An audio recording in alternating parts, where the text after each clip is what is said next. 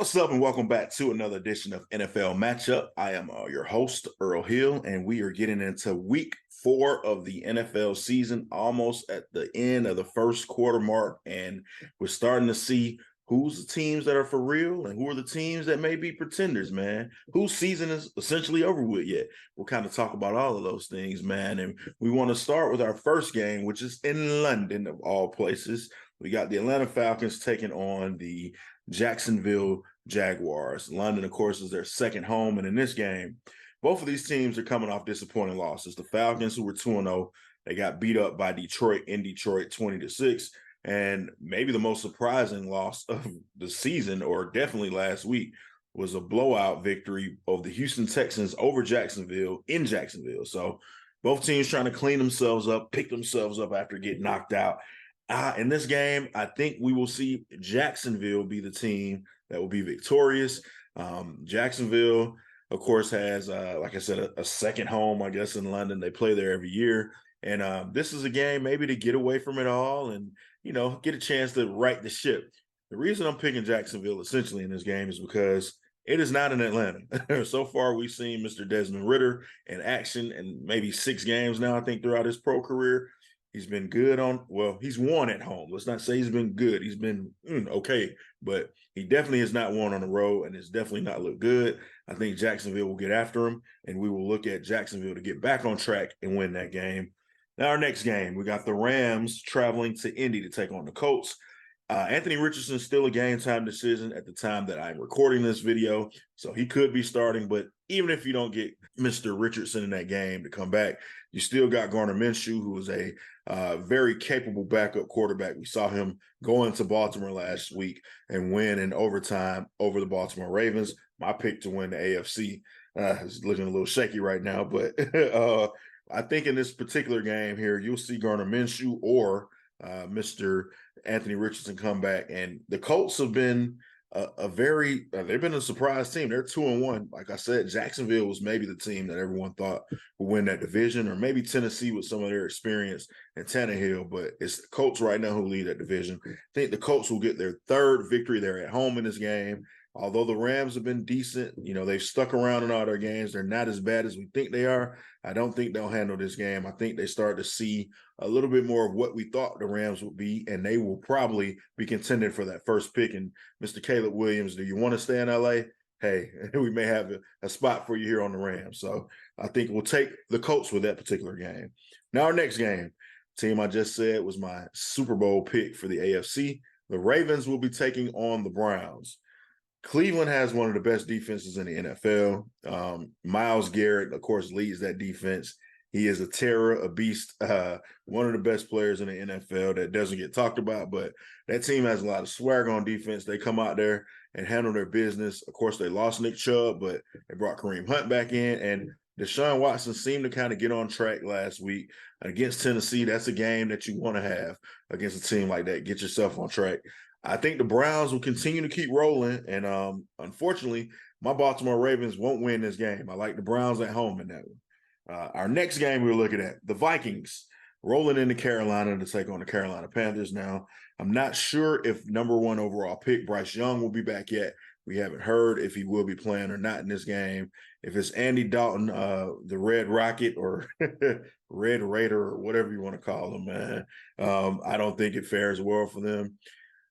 The Vikings are a very disappointing team, and against my better judgment, I've been picking them a lot. Picked them to win the division, picked them to win last week against the Chargers.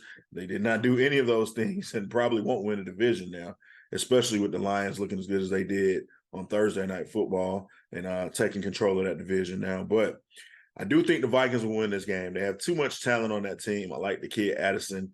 Of course, I love Justin Jefferson, maybe one of the best wide receivers in the NFL. And Kirk Cousins is he's a formidable quarterback. He can get the job done for you. A lot of talk about should they trade Kirk Cousins. I think they keep Kirk Cousins and they win this game. Definitely they should. Our next game, we get the Bengals going into Nashville to take on the Tennessee Titans. The Bengals saved their season on Monday night. They did not fall to 0-3. They beat the Rams. They still look like they're a little bit off in this thing, but Burrow started to kind of get some chemistry back with Jamar Chase. Jamar Chase had his best game of the season.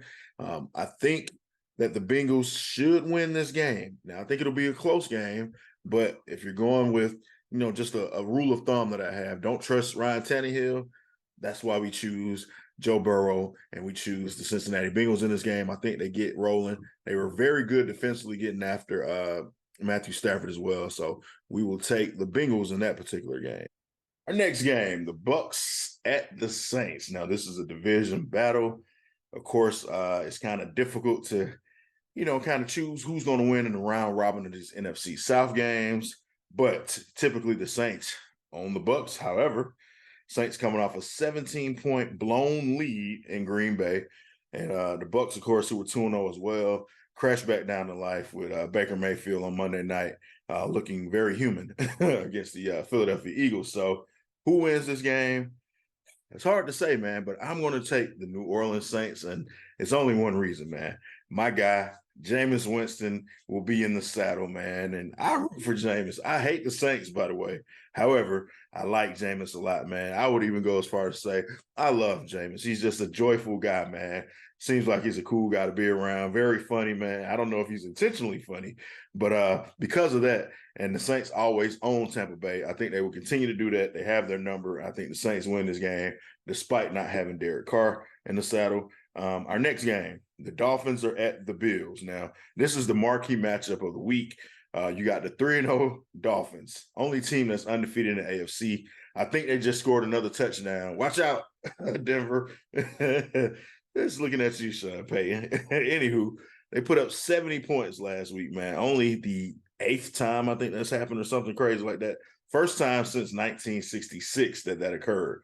70 points. And they did this without Waddle, one of their top receivers and top offensive weapons, playing in the ball game. So they travel to Buffalo. This is a division game. Buffalo's a team that has ran the AFC East for the past 3 years. They've won it.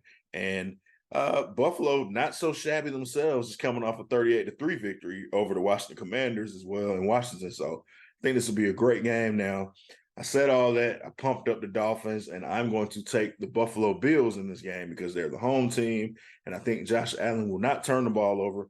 Look for James Cook, a Georgia guy, to have a big game in this game as well. And I think the Buffalo Bills will be successful in this football game. Doesn't mean the Dolphins aren't still one of the top teams in the NFL. They are. They're a joy to watch. Great offense.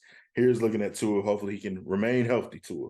And I think they still have a long way to go. And we'll hear from this matchup definitely again because they're division rivals. So, but I think Buffalo gets the first meeting between these two teams. Going to our next game, as we talk about the marquee game, we went from sugar to ish, as they say, man. 2 0-3 teams taking off. The Broncos, who got those 70 points put on them in Miami last week, and the Bears, who lost 41-10, and the 10 was probably very generous because they were down 41-0, and the Taylor Swift game against Kansas City.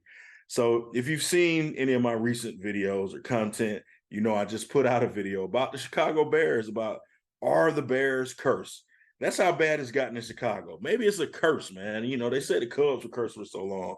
I don't know what somebody did in Chicago for them to be this bad, but they are this bad, unfortunately. So Denver is also just, they're horrible as well, man.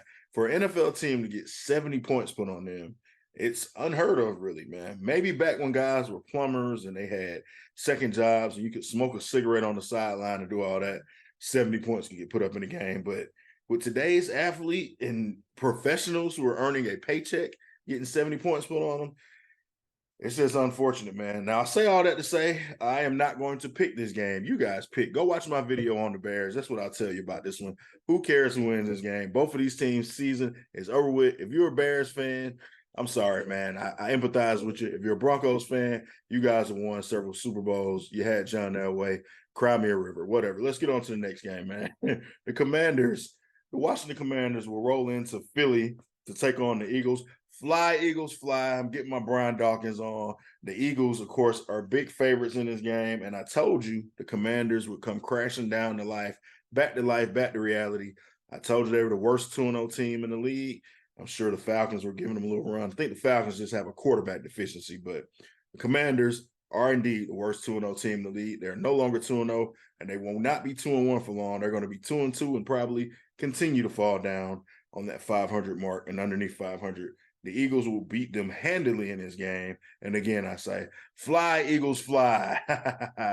Moving right along to our next game, the Pittsburgh Steelers and my guy Kenny Pickett roll into Houston to take on C.J. Stroud and DeMeco Ryans, Will Anderson, and the Houston Texans. Now, Houston had one of the biggest upsets, I would say, of the season, going in and winning 37-20 in Jacksonville.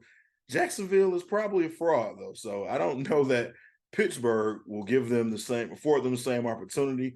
I like Kenny Pickett. I like George Pickens over there.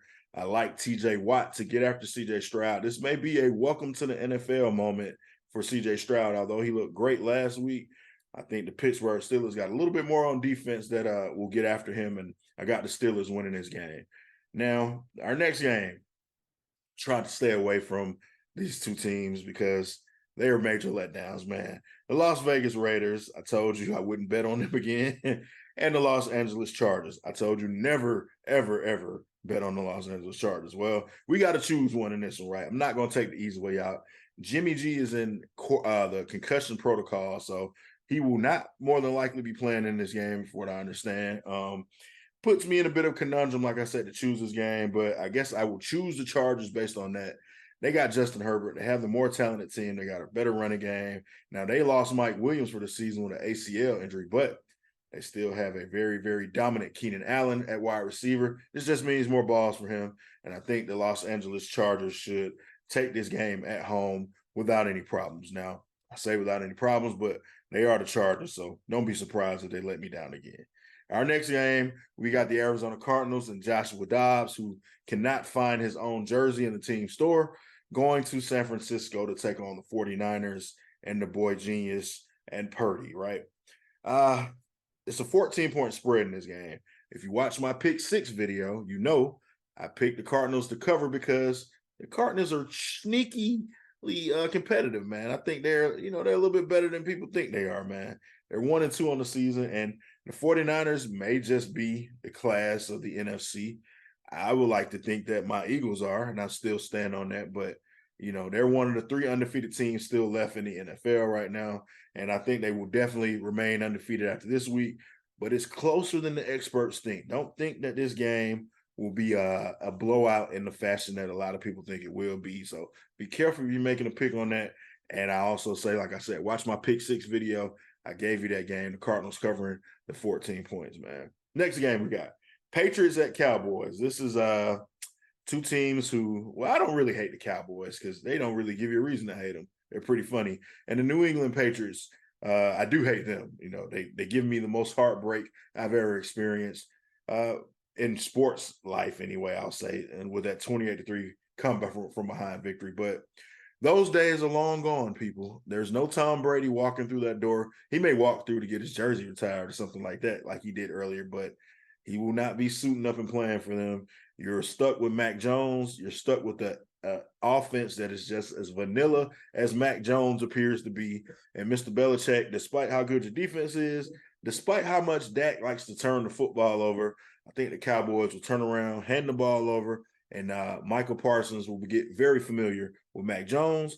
Cowboys will take this game. They're 6.5-point favorites. If you watch my pick six, I picked them to cover, and I think they will handle their business. They'll win this game by, I say, a touchdown and a field goal. We'll say they'll win it by 10.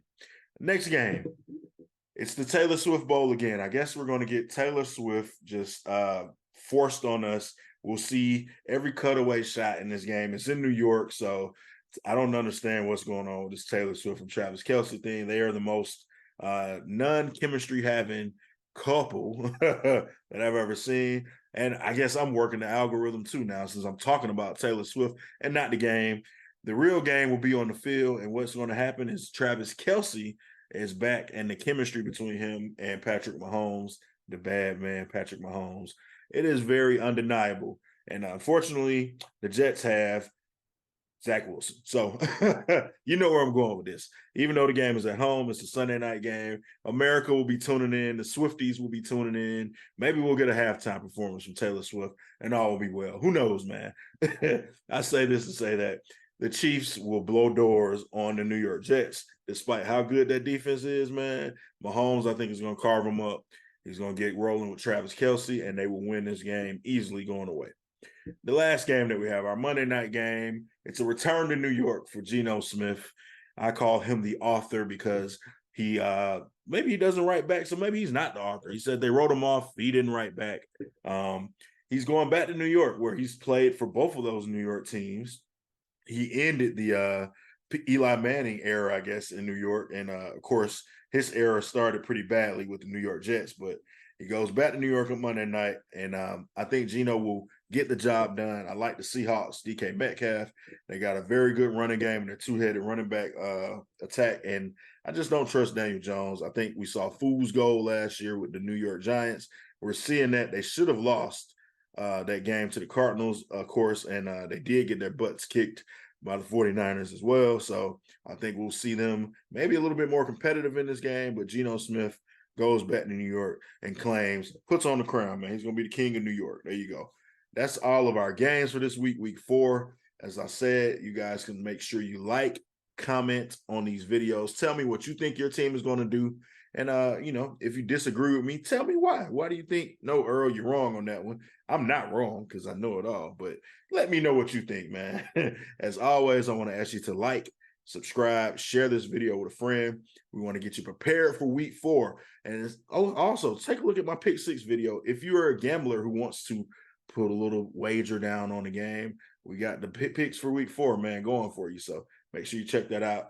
We're going to keep you covered with all of our football coverage. We got Cover 2. We got Earl Knows It All. We do a lot of stuff on all those channels, man. So make sure you check us out.